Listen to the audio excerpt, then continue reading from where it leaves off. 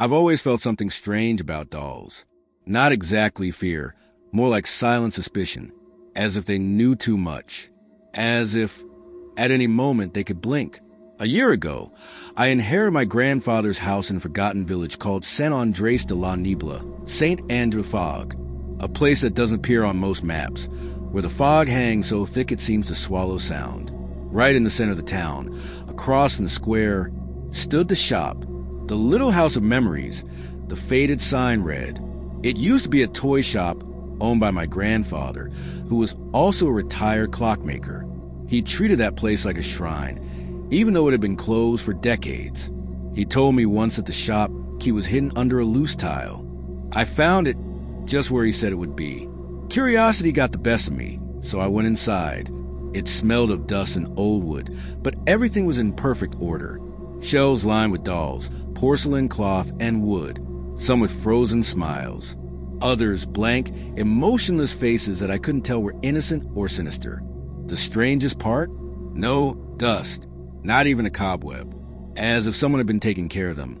Or worse, as if they took care of themselves. One doll in particular stood out, a porcelain clown with a cracked face and a faded blue hat. I felt its gaze the moment I stepped inside. It wasn't paranoia. It was watching me. That night, I heard footsteps. Light ones, like a barefoot child on wooden floors. At first, I thought it was mice, until I heard laughter. Soft, whisper-like giggles. I went down with a flashlight. The light shook in my hand, and so did I. Everything seemed in place, until I noticed the shop door was slightly open. The next day, I checked everything. Each shelf, each doll. One was missing. The clown. I was sure I'd seen it front and center. I found an old photo of the shop in a drawer. There it was. Same spot, same grin, staring at the camera. That night, I left a camera recording the hallway, aimed at the shop door. The footage I saw the next morning chilled me to the bone. At 3:17 a.m., the door creaked open by itself. A doll-sized figure walked out. Not jumped, not crawled, walked. Its steps were wobbly but deliberate. It stopped, turned the camera, and smiled. The video went static for a moment. When it returned, the doll was gone. A few days later, the town changed. Children began disappearing. First one, then another, no explanations, no signs, just vanished. Then I noticed something horrible. Every time a child disappeared, a new doll appeared on the shelves, and they looked exactly like the missing children. Same eyes, same features, same clothes and doll size. I tried telling the townsfolk. They just stared at me, silent, like they already knew. One old man grabbed my arm and whispered, "Don't get involved, son. What sleeps in that shop doesn't like to be disturbed." I dug deeper into my grandfather's old letters. He wrote of something called the wooden heart. He mentioned a pact, a debt to the little ones. He said as long as the heart kept beating, the town would be safe, and the shop would stay quiet.